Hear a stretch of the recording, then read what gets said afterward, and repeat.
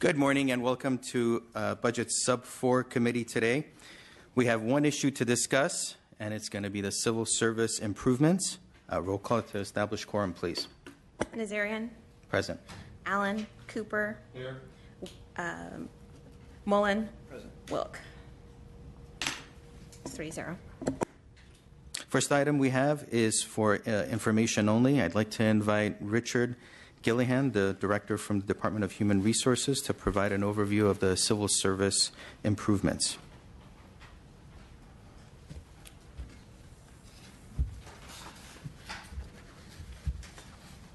Good morning, Mr. Chairman and members. Richard Gillihan, Director, Department of Human Resources, and thank you for the opportunity to be here this morning and talk a little bit about the Civil Service Improvement Project. As you may recall, the Governor highlighted this project in the January budget, noting the historic problems with a sort of overly rigid civil service system that hinders the state's ability to get the right people in the right jobs at the right time to do the business of the state and serve the people.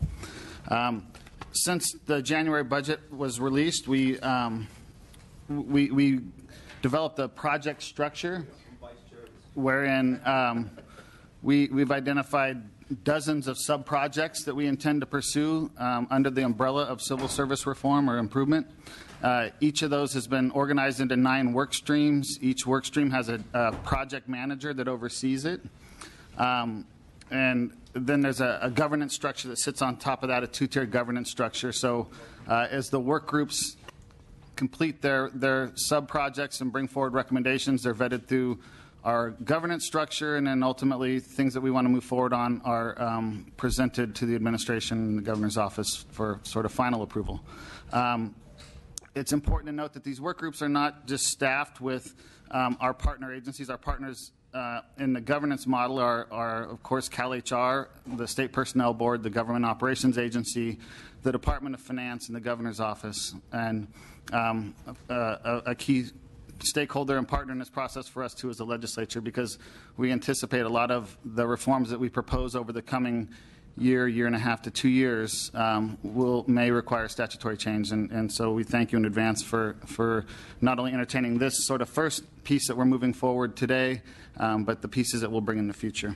So to give you sort of a flavor of what the groupings of projects look like, they're focused on areas that, from recruitment to retention and development to strategic planning. And of course, under the umbrella of strategic planning, we also have workforce planning and succession planning, which are really critical to the state going forward. We're at this time of generational change, and the workforce is turning over. Sorry, I hate to interrupt, but do you have anything to hand out for us to? I didn't bring a handout. I'm sorry. I was just going to give an oral presentation. Thank you. As I was mentioning about strategic planning, it's critical that our departments have not only strategic plans, but underlying those strategic plans, workforce plans. And if you think of workforce planning, it's all about looking at what your business is going to be down the road in 5 years and what the kind of work you're going to be doing, how you're going to do that work, and making sure that you start preparing today to have the workforce in place to meet those challenges in the future. We're also looking at outdated policies. We're looking at labor relations and how we conduct negotiations and taking a more strategic long-term view of our labor negotiations. And perhaps the most significant aspect that we're looking at that was actually started in advance of the broader civil service improvement is our class consolidation effort. Today the state has still over 3,000 distinct job classifications. We're a large employer by any measure. We have a workforce of nearly 250,000 people, but we don't need over 3,000 job classifications. And that's sort of a foundational piece that will help everything make the other problems we're trying to address, it'll make them easier to address it as we pare down that grouping of classifications and we move more towards statewide classes as opposed to so many departmental specific classes. And that's work that's well underway. As I mentioned, we have a governance structure that these recommendations are vetted through, and we anticipate them rolling out. We're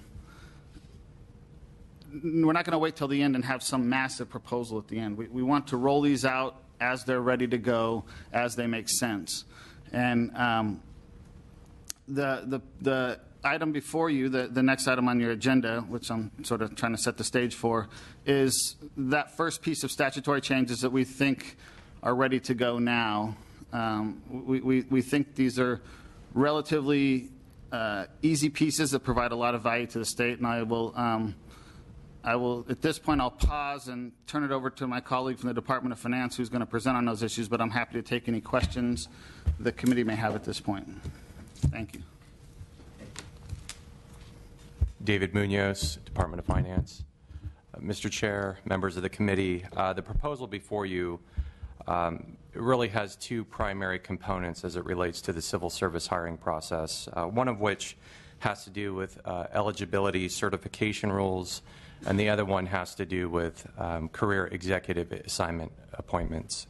So I'll get into the details of both of those, but I think it's important to note that the overarching goal of this is to really streamline the state's hiring process and broaden the pool of eligible candidates, and also be able to recruit and retain the best and brightest for our state workforce. So with that being said, I'll start with the eligibility certification rules. And as a little bit of background, so when you get a job for in state civil service through the merit system, it requires that you take a competitive examination. And after that point, if you pass that competitive examination, you would be moved to what's called a certification list. And there are various forms and flavors of these lists. For example, there are the rule of 3 ranks, which is the most common, which means that if you passed the exam, you would be put on one of 3 ranks depending on how you scored. There are other types of lists, such as the rule of 1 rank, where even if you pass the exam, you would need to be at the very top of your competitive pool to be in the top rank in order to be selected for a hiring interview and ultimately offered employment with the state of California. So what our proposal would do, what this particular piece of it would do, is streamline the eligibility certification list into just the rule of 3 ranks by getting rid of the old and archaic eligibility lists, such as the rule of 6 ranks, the rule of 3 names, and the rule of 1 rank. So I'd like to kind of give you an example of how this would work in practice using the California Department of Alcohol Beverage Control, for example. So hypothetically, let's say they needed to fill 50 positions for their enforcement officers, and they held a competitive examination, and 50 people actually passed that examination. If the department was using the rule of 1 rank, those 50 eligible candidates would be divided amongst 3 different ranks. However, the Department of Alcoholic Beverage Control would only be able to select from the top rank. So as you can see in this example, by moving to a consistent eligibility certification list of rule of 3 ranks, we're really providing our departments the flexibility of a broader candidate pool and finding the right employees at the right time for the right position. Before I move on to the next component, did you have any questions about that? Sure. Yeah, please. Yeah, I do. Now, some of the tests are written tests, and some are just a paper screen, correct? That's correct. So the big issue is when you have folks with that, so obviously some are great test takers, and they come out in the higher ranks, and I believe that when you're selecting someone, you should have the ability to get the best person that's going to fit that job. And to me, there are a lot of factors involved. So on that, so we want to go to the ranks, the rank of 3, right? That's correct. And so I guess the big issue is what's to prevent, and this is tough everywhere because you have the human factor, to prevent nepotism or people taking care of their friends or whatnot. That seems to be a problem sometimes with some of these tests in the civil service process. So how do we prevent that from occurring? And it does occur. I'll respond to that, Assemblymember Cooper. That's an excellent question.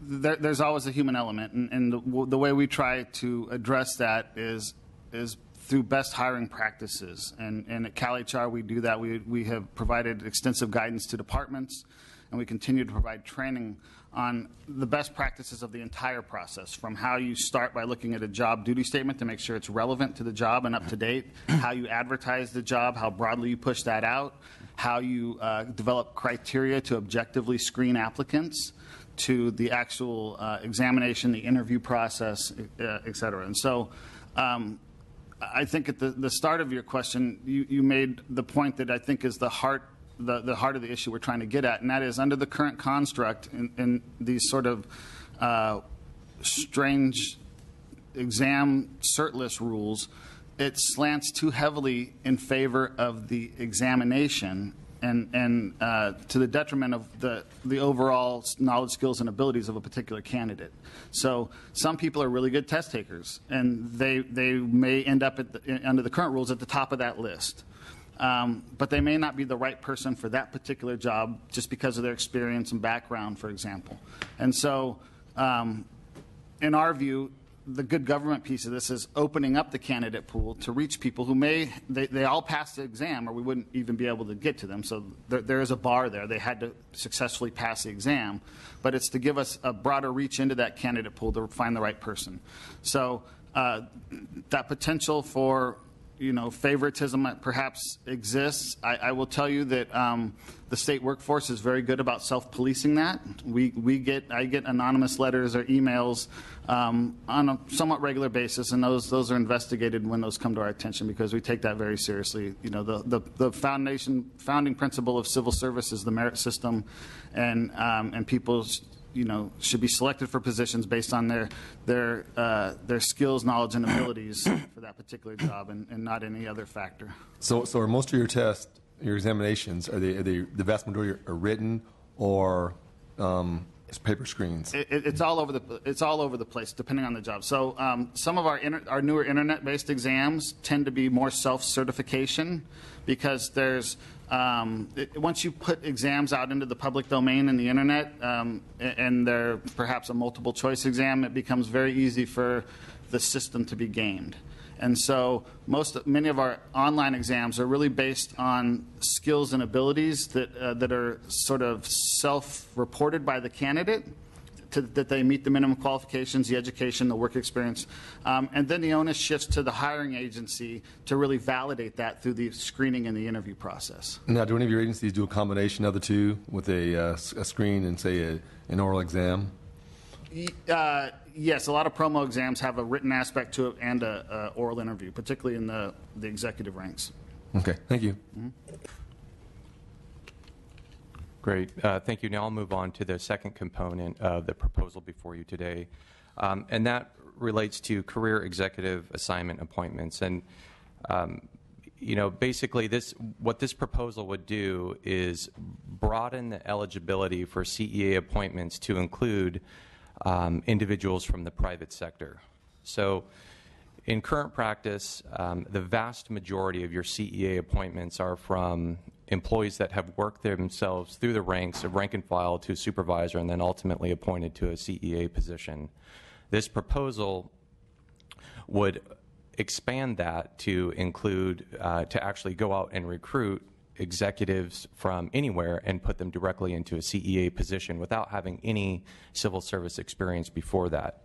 Now, there is a few nuances that I think are important to mention in the current structure of CEA appointments, and that is we also, under certain circumstances, have CEA opportunities for individuals that have worked for the legislature and also are veterans and retired members of the military. So in addition to the state civil service rank and file, it's also open to those folks as well. So another component of this proposal is that we would extend the due process that exists for current CEAs to this new group of people from the private sector. So basically what that means is that the due process says that in the event that they were terminated, they do have some appeal rights under certain circumstances, and then also on top of that, we would provide a pathway for these folks to actually find a rank and file position in the event that they were terminated from their CEA position. It's important to note that right now in the current structure, a CEA that is terminated from their position most likely would revert back to the rank and file position that they were promoted from. Now, if we expanded the pool to folks from the private sector, just inherently they don't have a rank and file position to go back to. So that's why we would be extending this due process to them. So the administration is aware that labor has some concerns with this particular proposal, and I wanted to get on the record that we are wanting to work with our labor counterparts to find a place that we can agree on this and are prepared to do so. And can you define termination?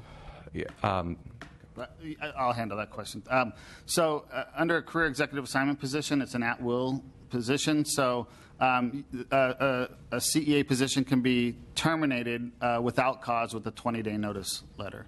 And as Mr. Munoz was saying, they then have return rights to their former civil service position. It isn't necessarily rank and file. It could be, but it could also be a managerial or supervisory position. So that's sort of that safety net for folks that are in CEA positions. That's an important sort of part of the broader civil service structure is if you're going to get people to come out of a civil service protected position to take an executive leadership position as a career executive, sometimes the shelf life of those positions is relatively short, and they need to have some right to bounce back to something, or you're not going to get people to move into those positions. And the private sector individual will be excluded from this.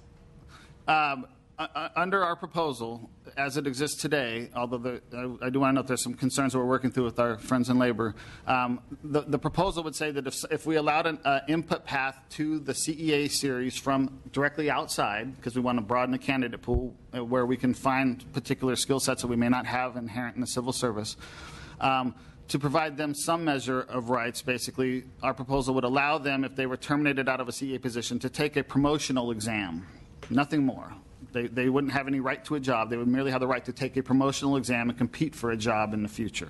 That particular piece has some concerns from labor that we're working through. And those folks that say if they were terminated to apply for a job, that would only be if it was a voluntary, on the state's part, that, hey, your position went away under those a certain set of circumstances, correct? Yes, after their position was removed from after they were removed from a CEA position. Not because of any discipline or other issues. It could be. CEAs you can terminate without cause. It could be for disciplinary, but it wouldn't necessarily be. And oftentimes, I think departments would just use the without cause method because it's the most expedient. Right. And I'm okay with that if they're letting go of somebody. Obviously, the job came to an end or whatever. But if someone was underperforming or had a disciplinary issue, why let them back into state service? We've got enough problems with employees not doing their job. And I'll be honest with you, having spent 30 years in civil service, a lot of it comes down to supervision because supervisors don't do their jobs. It's easy to say, hey, you're doing a great job and pat them on the back, but it's hard to tell someone, you know what, you're not doing a good job and you need to tighten your stuff up. And as supervisors and managers, we rarely see that. A lot of folks don't want to be the bearer of bad news and really should be. And that's what causes most of your problems in state government. A lot of your employees that don't do their job is because supervisors don't supervise. And that would stem a lot of these problems and a lot of these issues and civil service issues. And that's rampant throughout the public sector. I couldn't agree more with your sentiment, Member Cooper. I've often said, both in public and private, that so many of our discipline problems could have been addressed with just a supervisor having an honest discussion with an employee early on. And yet it's human nature to avoid conflict, and these things fester, and then they become bigger problems that ultimately, result in some sort of adverse action that then is appealed to the board when it all could have just been prevented with an honest conversation. So that how we develop our supervisors and train them, and by extension our future managers and leaders, is also a subject that we're looking at under civil service, because we know we need to instill better practices with our supervisors because so many problems could be prevented on the front end. Thank you. Well, what kind of training is there going to be offered if you know the problems? If you know, I guess I can hold off on this question until later on anyway, because I have some other questions going back to your first presentation. But I would assume after years of having the benefit of accumulating best practices from various agencies, you have a list of training tools that you'd want to offer to supervisors stepping into the position at a certain point. We absolutely do, and that is something we're already working on. So today in statute, there's a statutory requirement that when you first become a supervisor in the state, within 12 months of that appointment, you have to complete 80 hours of basic supervisor training. And the statute does prescribe some of the aspects that need to be covered in that training. And in my view, it's largely focused on what I call sort of the mechanical aspects of being a supervisor. How to do development plans, how to do disciplinary actions, how to do those process-driven pieces of being a supervisor. And in our view, it doesn't focus necessarily on the things that we really want. If you think about high-performing folks, they're people that are problem solvers by nature. They're good communicators. They they look at the big picture. They think at a broader level than just the job before them.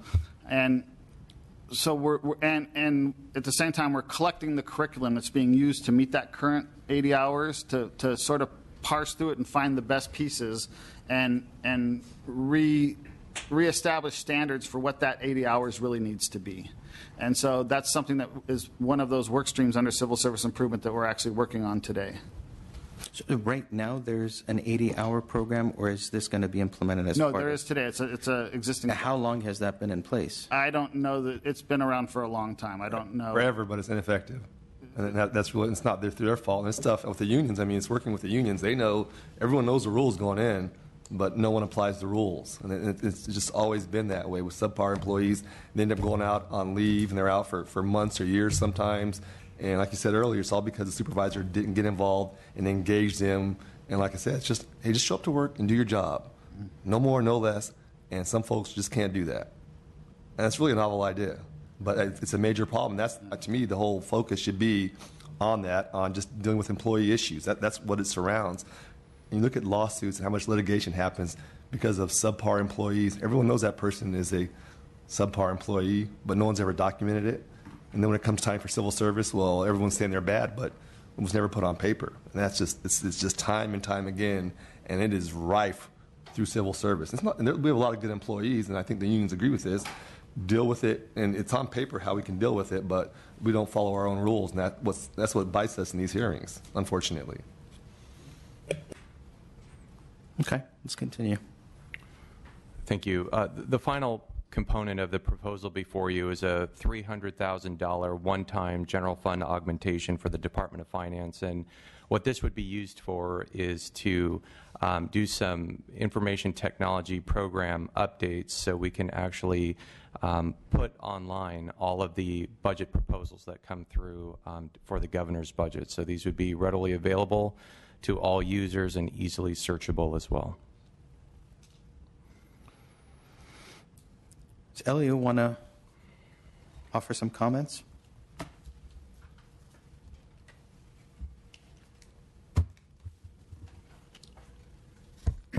Good morning, Nick Schroeder with the LAO.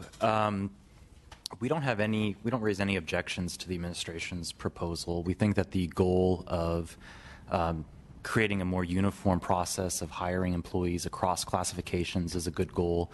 We also think that the goal of having a broader pool of applicants that hiring managers can choose from is a good goal. In May, we raised some issues with timing with relation to this proposal, and that it was introduced in the May revision. But since we've had more time to consider this, we no longer have that issue with the proposal. And we haven't talked about 411 yet, so. Thank you. Let's go to, just to make sure, are there any public comments?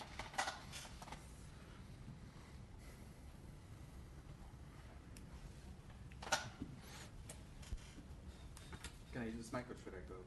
Feel free.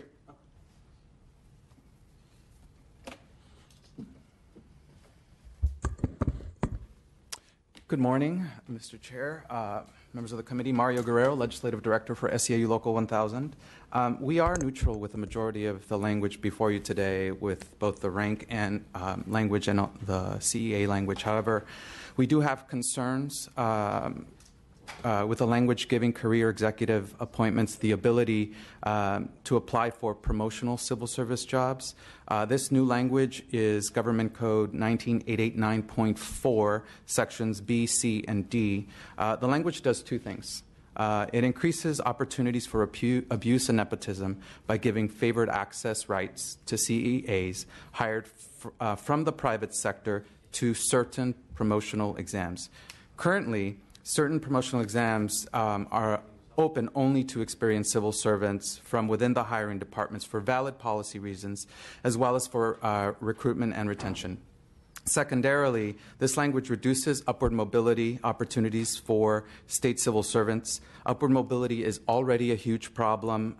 It's been identified as a huge problem. The state loses civil servants talent when there are no opportunities to advance. We are in conversations with both CalHR and government operations staff. We believe we can reach an agreement, and we look forward to solving our issues. Thank you. Thank you. Would you like to comment on the upward mobility? I don't know what the specific concerns are, but like so many things in civil service, there's programs, there's practices, and there's statutory requirements, and those things aren't always in alignment. Upward mobility is something that's very important to us as an employer. We believe it's good government, it's good employer practice to invest in your own people and provide them paths to career advancement. And it's again another topic that's on our list of projects under civil service improvement.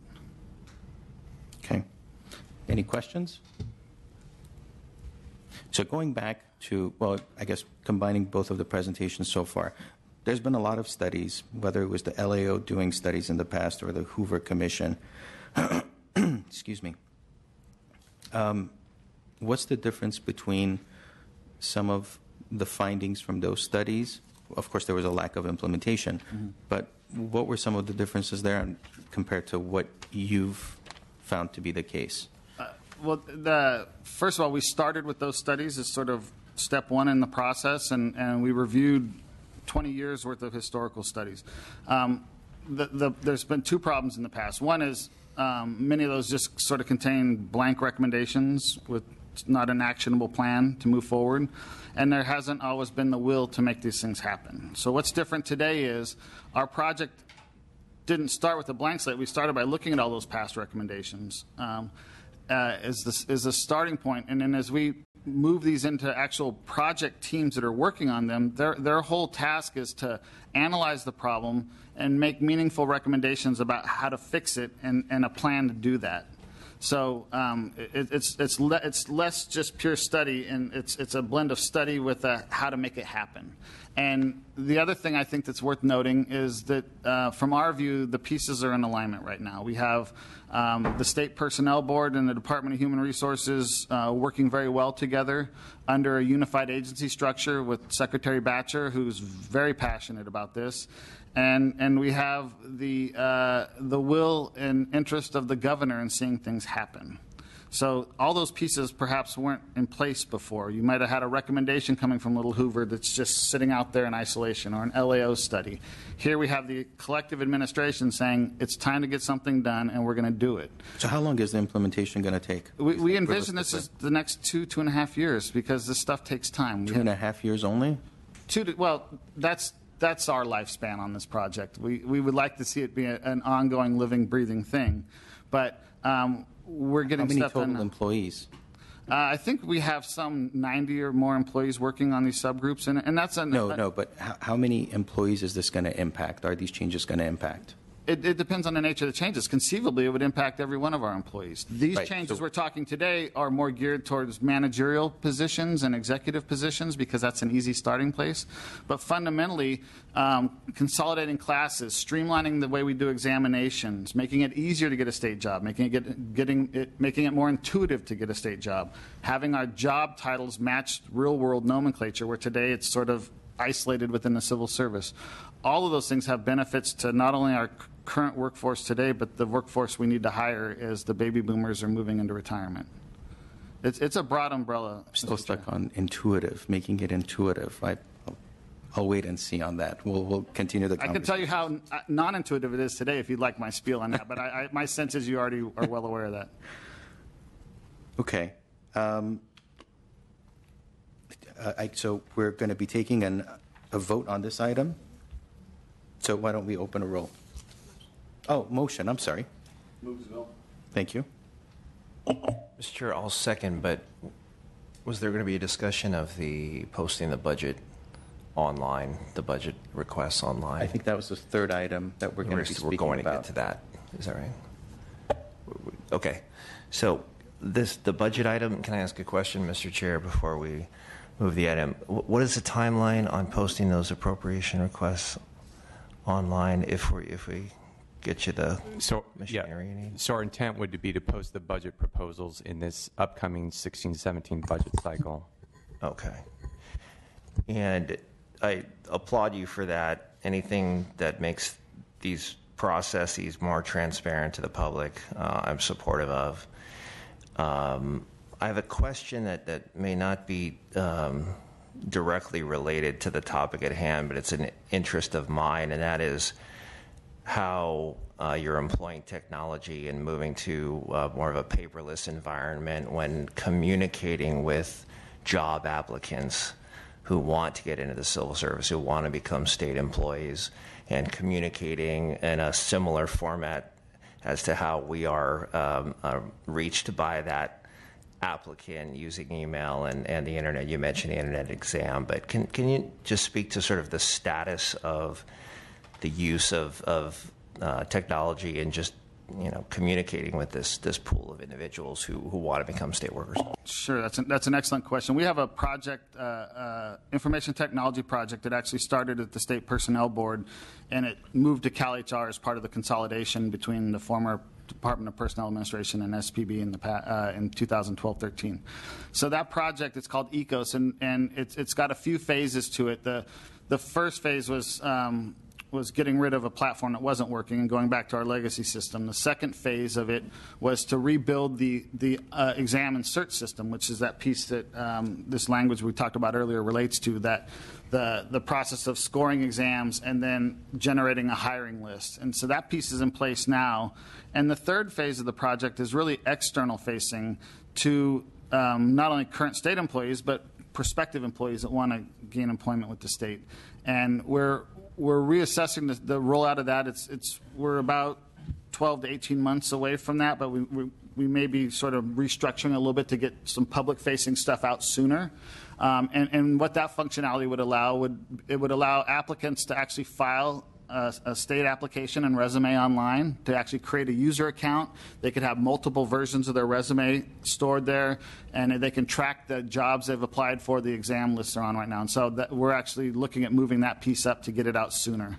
But that's the next phase of the project, and so it's already well underway. It's a project we're doing in-house. It is a reportable project, and we provide status reports, I believe, quarterly to the legislature on that project pursuant to provisional language in the Budget Act. Roll call. Nazarian. Aye. Allen. Aye. Cooper. Mullen. Aye. Wilk. It's out 3-0. Thank you.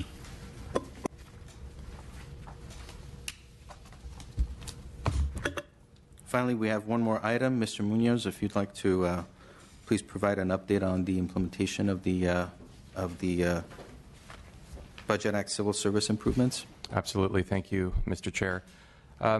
Pursuant to the 2015 Budget Act, a government code was abolished that authorized the State Controller's Office to sweep positions that were historically vacant for 6 months or longer. And it was apparent to the administration and to the legislature that this particular government code was ineffective, largely because personnel transaction processes could actually hide the reality of how many positions within a departmental budget are actually vacant historically or vacant for long periods of time. So every year when the state controller would produce this report, it would basically show hardly any positions vacant.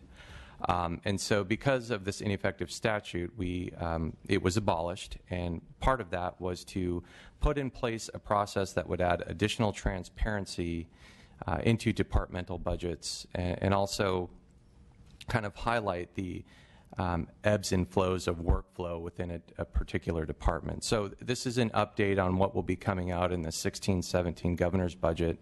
And basically what we're doing is we are going to change the display of the governor's budget to now not only show you what has been legislatively authorized in terms of positions and dollars to support those positions, but we're going to include an additional line that shows what the department is historically operating at from a 3-year rolling average perspective. So this is a tool that the legislature can use to take a look at, well, how much resources have we provided to the department, and how much are they actually utilizing in the way that was originally proposed? It's important to note that departments, back when the Government Code 12439 existed, departments were not showing their vacancies because they had to use these dollars for other things in their budget, such as rent, utilities, other operational expenses. So we know they're spending the money, they're just not spending it for what it was originally intended for. So it's a display-only change. You'll see it in both the governor's budget, in every single departmental budget that is provided in the governor's budget, as well as in our salaries and wages publication. So with that, I'd be happy to take any questions.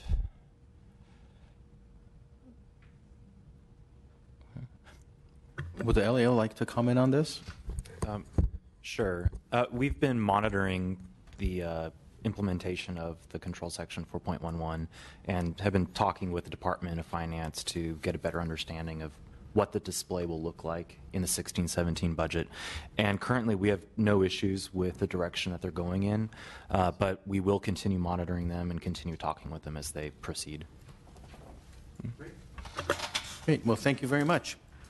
One last thing, Mr. Chair. I just wanted to remind the committee that as part of the 2015 Budget Act, going forward, the Department of Finance will no longer be proposing the use of limited term positions any longer. And this kind of relates to my previous presentation. But, historically, anytime we've proposed a limited term position or one had been authorized, operationally, they were very challenging to use. And the reason that is because if you think about a limited term position, you almost immediately restrict your candidate pool because most rank and file, most employees in general in civil service would prefer to be in a permanent position. And then to the extent that you could even fill a limited term appointment, you really didn't have all of the commitment generally, because as soon as an employee was put into a limited term position, they already had one foot out the door looking for the next permanent position that they could find. So in lieu of proposing limited term positions, the administration will now, if the proposal warrants, be providing limited term funding without the position authority. And basically what this would do is allow departmental management to manage to their bottom line and use those resources as they best see fit to complete these short-term work efforts. So there are a number of tools still available to departments to do this, such as hiring a permanent position, an existing vacancy. If all of their authorized positions are filled, they could hire over and above that, and through natural attrition, move that person down into their authorized position over the course of time. And then finally, because the limited term statutes still exist, they still have that tool available to them if they choose to take this funding and go and hire a limited term appointment. Any questions? No, not at this time, but look forward to talking to you more about that. Great. Thank you. Thank you so much.